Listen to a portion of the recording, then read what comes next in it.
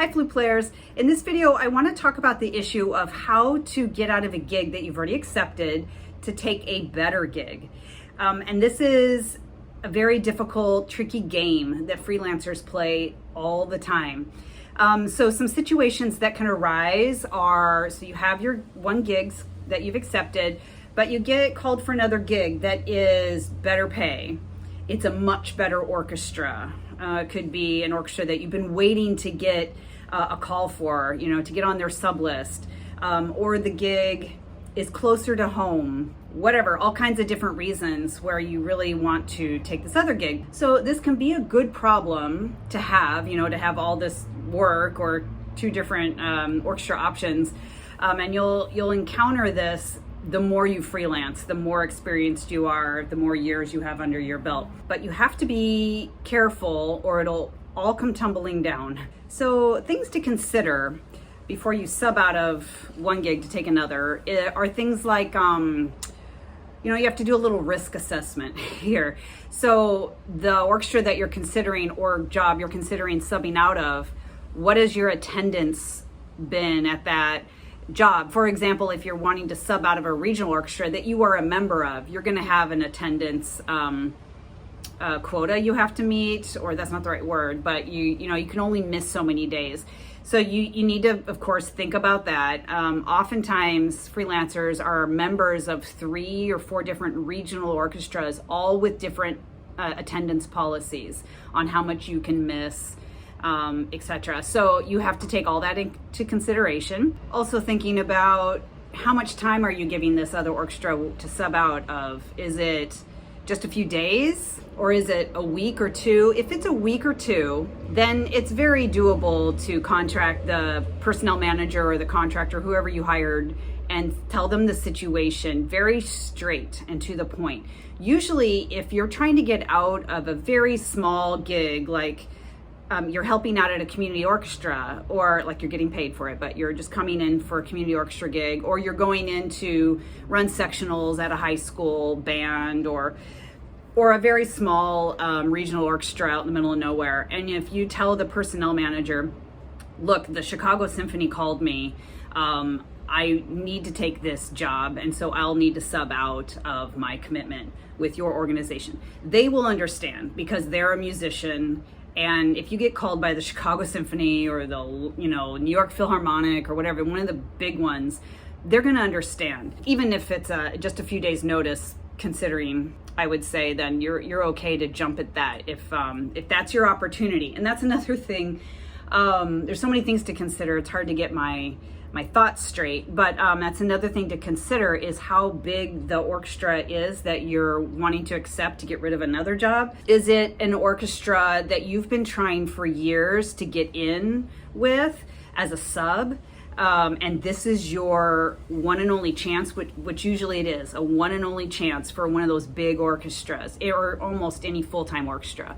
When you finally get called, especially as a flute player, and I cannot stress this enough, flute player, there's like 50 subs in your area that can all do the job. So if you're a flute player and you get finally called to play with the LA Philharmonic, whatever, you really should take it. If that's what you want to be on their sub list, you've got to just take it and get out of your other commitments as best you can. With that idea of trying to jump at a chance to play with a full-time orchestra as a sub is kind of knowing where you are on the sub list. If you feel that you're kind of on the sub list, maybe like 10 down or so, like you've never been called, there are many people above you that are available, live there, they like, whatever, and it would be a crazy situation for you to get called. And then when you finally do get called, which is usually because just a string of circumstances, all the other subs couldn't do it. It was a last minute situation for that full-time orchestra. Somebody got sick, COVID, whatever. You need to make yourself available and jump at that chance for that full-time orchestra. Because that chance, once you say no to something, a situation like that, it's gone, I would say forever, if you're way down on a sub list. The hardest part is getting called and then showing up. And then once you do that, once you're there physically and you do a good job, you're prepared, all this stuff, you do a good job, then you're going to be used regularly as a sub. Another situation would be with regional orchestras. If you are, in fact, this happened to me a long time ago, but I was a member of the Elgin Symphony Orchestra, which is a regional orchestra, Chicago area. And I'm a member, but I got called last minute for some big job in Chicago, and I don't even remember what this was. This would have been like 1999 or 2000, so a long time ago. So I had to make the decision, and it was only like 4 days or so. It was less than a week before my Elgin Symphony job was supposed to start. So I went ahead and I just said, okay, I'll do it. I'll do this other job and I will get out of Elgin Symphony, which was a little risky because I was brand new there. But the rule there is, and I think for most regional orchestras, is if you leave, if you're trying to get out of your job or services, as they call it, less than a week or something like that, then if you can get your own sub that's going to be approved by probably the principal flute or the personnel manager or both, then you can be relieved of your services. So that's where being a flute player is helpful, because there are so many flute players, like you can find one under a rock. So all I had to do was find a flute player that would do my Elgin Symphony for me with 4 days notice. And of course I found someone in no time. And then I was free to go. But that's just another thing to consider, is if you're going to be able to find a sub for yourself. So you might want to feel out the sub situation for yourself first, like put out some feelers, making it very clear, I have not accepted this gig, I've not left this gig yet. I'm just wondering if you might be available if I need you, and I'll get back with you in 24 hours or something. You kind of get a feel for who might be available to take your job for you that you want to get out of. So that's something to think about. And going back to the idea of risk assessment, which is really what it is. Example I have that happened to me, I remember very clearly sitting in my car, as all freelancers do because you're at your gig hours ahead of time, in the snow in Milwaukee, Wisconsin. I was playing the Nutcrackers, a string of Nutcrackers, and I was sitting in my car, and I was living in Chicago at this point and just doing some jobs in Milwaukee. Anyway, I was sitting in my car, and I had in the next week accepted a week job with the Milwaukee Symphony. But then as I'm sitting in my car, I get this email from the personnel manager at Lyric Opera. If I would come in and play something, some opera or whatever, maybe it was just a banda, I don't remember now. And that also, of course, conflicted with Milwaukee Symphony. Like, oh my God, after that week, I had a whole month available, but that's how it always goes. So I had to decide, do I get out of Milwaukee Symphony, which is a good gig, and accept Lyric, which also is a good gig, but that's where I live. I lived in Chicago, and I would rather do that because of the time. Like, getting to Milwaukee from Chicago would take me anywhere from 2 to 4 hours. So I would always have to leave 4 hours to get there, which was why I was sitting in my car. Anyway, I decided I would take Lyric. I immediately contact the principal or the personnel manager of Milwaukee Symphony, who is now since retired, and told her I got an offer to play with Lyric. I want to take it, or I'm taking it. And I need to sub out of the week that I said I would do, and I apologized, whatever. And there was a whole week notice, or maybe even 2 weeks for her, but she made my risk assessment very clear to me, whereas usually you have to kind of like gauge it yourself. But she just laid it out straight for me. And she said, you've done this once before. I'm telling you right now, if you do this again after this time, I will take you off the sub list. So I just said, I understand.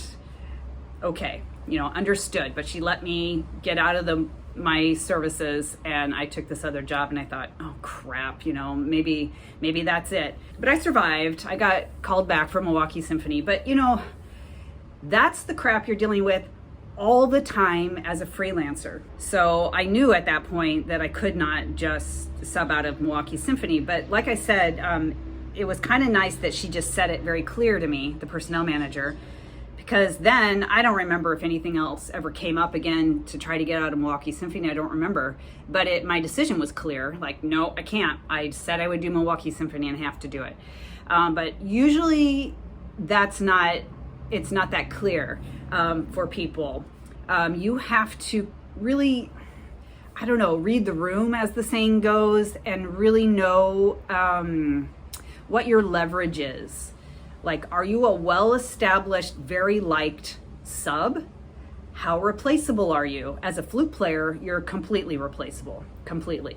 So I know many like tuba players, trombone players, bassoon players that sub out of big gigs to take other bigger gigs within 24 hours with zero consequences because they are in demand. But as a flute player, and probably some other wins, I don't know, but flute player especially, you can't do that. You have to really be careful. But on the other side, like I said, you have to know the level of orchestras. You really have to know what you want. Like, do you want to be at the top orchestras? So you have to grab those opportunities when they come and possibly risk never being called for these other regional orchestras or make some contractor mad or whatever. But if you get this opportunity to play with the top group in town, if that's what you want, that's what you're going for, then you have to take that opportunity. You just do, and you just risk, letting everything else go.